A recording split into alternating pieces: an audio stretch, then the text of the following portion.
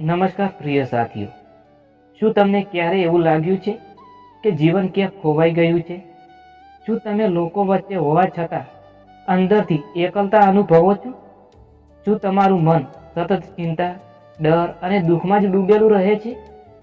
શું તમે ક્યારેય રાત્રે ઊંઘતા પહેલા વિચારો છો કે મારી સાચી દિશા શું છે? મિત્રો, જો આ પ્રશ્નોમાં તમારું મન થોડી ક્ષણ માટે અટકી ગયું હોય તો આજની આ વાણી તમારા માટે છે. આ કોઈ સામાન્ય શબ્દ નથી. આ જીવનને ફરીથી પ્રકાશ તરફ લઈ જતી અનમોલ આધ્યાત્મિક વાણી છે. આજે આપણે વાત કરીશું મનના ભટકવા વિશે, ડરના મૂળ વિશે, દુઃખનું સાચું કારણ શું છે અને જીવનની સાચી દિશા કેવી રીતે મેળવી. આ વાણી તમારા હૃદય સુધી પહોંચે એવી પ્રાર્થના છે. ચાલો શરૂ કરીએ. પહેલી વાત છે, જીવનમાં ખોવાઈ જવું સ્વાભાવિક છે. મિત્રો, સૌથી પહેલા એક સત્ય સ્વીકારી લો. જીવનમાં દિશા ગુમાવી દેવી કોઈ ગુનો નથી.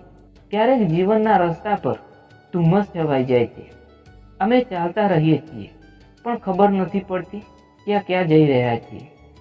આ સ્થિતિમાં માણસ બે ભૂલો કરે છે.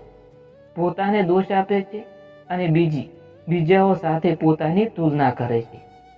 પરંતુ યાદ રાખો, દરેક આત્માની યાત્રા અલગ છે. તમારું જીવન કોઈ દોડ નથી.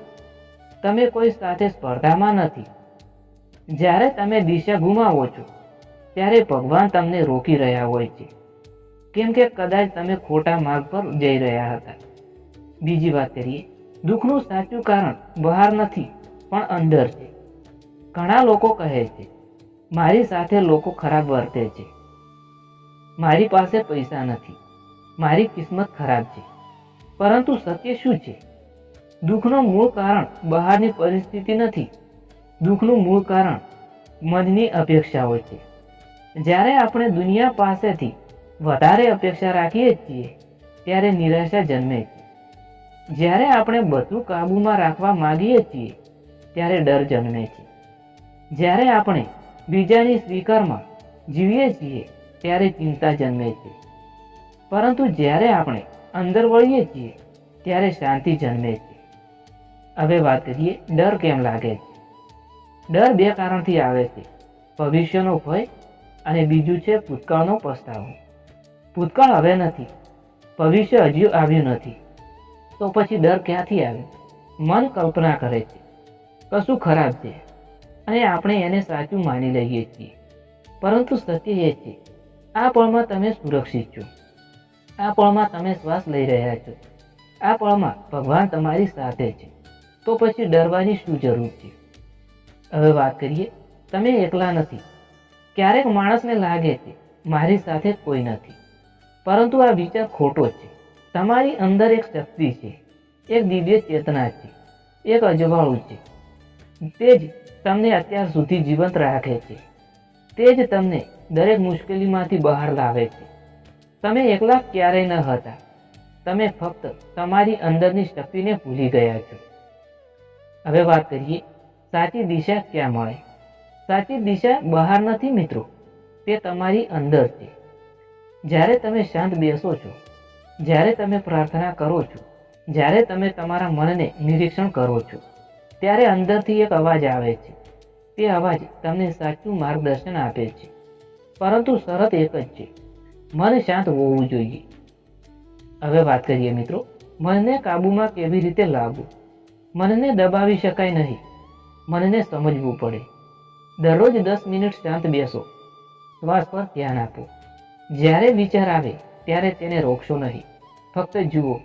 ધીમે ધીમે મન શાંત થવા લાગશે અને જ્યારે મન શાંત થાય છે, જીવન સ્પષ્ટ દેખાવા લાગે છે. હવે વાત કરીએ, જીવનનો સાચો અર્થ શું છે? મિત્રો, જીવન ફક્ત પૈસા કમાવા માટે નથી.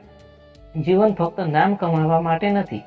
જીવન તો એક યાત્રા છે, આત્માને ઓળખવાની યાત્રા. જ્યારે તમે તમારા સાચા સ્વરૂપને ઓળખો છો ત્યારે ડર ખતમ થાય છે, ચિંતા ઓછી થાય છે અને અંદર આનંદ જન્મે છે. મિત્રો, હંમેશા યાદ રાખવાના અનમોલ વચનો: તમે પરિસ્થિતિ કરતાં મોટા છો. તમારું મન તમારા કાબૂમાં આવી શકે છે. દુઃખ કાયમી નથી. અંધકાર પછી સવાર જરૂર આવે છે, ભગવાન ક્યારેય મોડા નથી પડતા. મિત્રો, જે લોકો જીવનથી દૂર થઈ ગયા છે તેમના માટે એક સંદેશ છે. મિત્રો, જો તમે જીવનથી થાકી ગયા છો, જો તમે અંદરથી તૂટી ગયા છો, તો એક વાત સાંભળજો. તમારું જીવન અમૂલ્ય છે. તમારી હાજરી કોઈ કારણ વગર નથી. ભગવાને તમને ખાસ હેતુ સાથે મોકલ્યા. આ સમય પસાર થઈ જશે, પરંતુ જો તમે હિંમત રાખશો તો આવતીકાલ તમારી હશે. હવે અંતિમ સંદેશ છે, નવી શરૂઆત આજે જ કરો. જીવન બદલવા માટે મોટી તકની જરૂર નથી. એક નાનો નિર્ણય પૂરતો છે. આજથી ફરિયાદ બંધ કરો, તુલના બંધ કરો, ડર પર ધ્યાન નહીં આપો, વિશ્વાસ શરૂ કરો. દરરોજ પોતાને કહો, હું શક્તિશાળી છું, હું ભગવાનનો અંશ છું, હું દિશા શોધી રહ્યો નથી, હું જ દિશા છું. મિત્રો, જો આ વાણી તમારા હૃદય સુધી પહોંચી હોય તો આજે જ નક્કી કરો, તમે હવે ડરમાં નહીં જીવો, તમે હવે ચિંતા સાથે નહીં સૂવો, તમે હવે દિશા વગર નહીં ચાલો. કારણ કે પ્રકાશ તમારી અંદર છે, દિશા તમારી અંદર છે, ભગવાન તમારી અંદર છે.